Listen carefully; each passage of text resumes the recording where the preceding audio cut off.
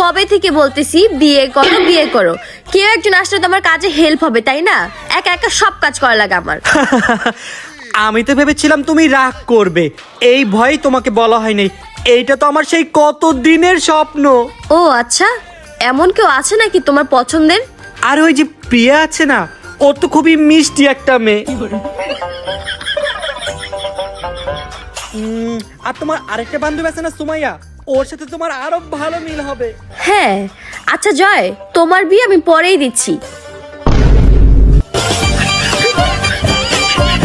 আগে আমি আমার জামাই দ্বিতীয় বিয়ের শখটা মিটাইনি।